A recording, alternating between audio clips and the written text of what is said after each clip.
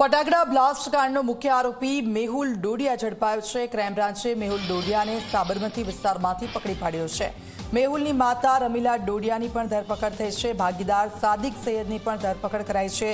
મેહુલ ડોડિયા સહિત 3 આરોપી પકડાયાનો દાવો છે। 25 દિવસથી ધમધમી રહી હતી ગેરકાયદેસર ફટાકડાની ફેક્ટરી। ઓર્ડર મુજબ ફટાકડા બનાવવામાં આવતા હતા। દાહોદના સંજેલીમાંથી મજૂરોને લાવવામાં આવ્યા હતા।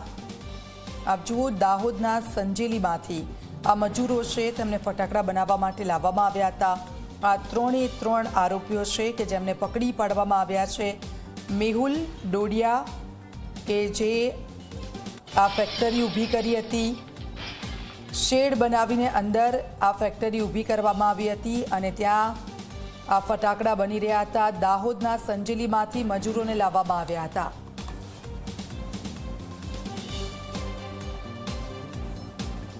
મેહુલ ડોડિયા કરીને એક વ્યક્તિ છે જે ત્યાં જો ફટાકડા બનાવવાનું જો ક્રેકર્સ બનાવવાની જો એક નાનું જો કારખાનું ચલાવતા હતા અને પછી જો એના મધર હતી જો રમીલાબેન કરીને, રમીલાબેન ડોડિયા, આ જો રમીલાબેન ત્યાં સંચાલન કરતી હતી જો અને એના એક પાર્ટનર છે સાદિક સૈયદ। આ 3 લોકોના આ ભાગીદારીમાં ચાલતા હતા જો આ ગેરકાયદેસર રીતે જ્યારે આપણા રથયાત્રા બધા પોલીસ બિઝી હતી એના લાભ લઈને જો આ ગેરકાયદેસર રીતે જો अपना दाहोद जिला में अलग अलग जगहों अपना ત્યાં લેબર લઈ આવ્યા છે।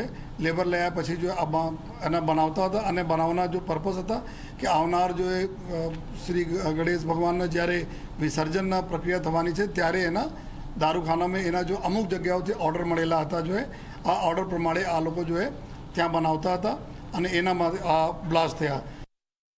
આ જગ્યા ઉપર 2014માં જો આ રમીલાબેન જ્યારે ચલાવતી હતી જો અહીંયા આ જ રીતે દારૂખાના બનાવવાના જો એક ફેક્ટરી, ત્યારે પણ આગ લાગવાથી એક વ્યક્તિને મૃત્યુ થયેલા હતા, અરેસ્ટ થયા હતા અને પછી જો એના લાયસન્સ વગેરે બધા કેન્સલ થયા હતા। અત્યારે એના દીકરા નામે જો આ મેહુલ ડોડિયા નામે જો લાયસન્સ લીધા અને 2020માં અને પછી જો લાયસન્સ લઈને જો આ લોકો બનાવતા હતા અને પછી જો 4/3/2026 રોજ એના मुद्दत पूरी थी एना पीछे रिन्यूअल कोई कार्रवाई एना मतलब रद्द कर देवामां है कि कोई प्रकारना जो है फर्दर जो है एक्सटेंशन आपवामां आवेल नहीं हता जो है छतां जो आ गैरकायदेसर रीते बनावता था जेना दुखद बनाव बनेला छे।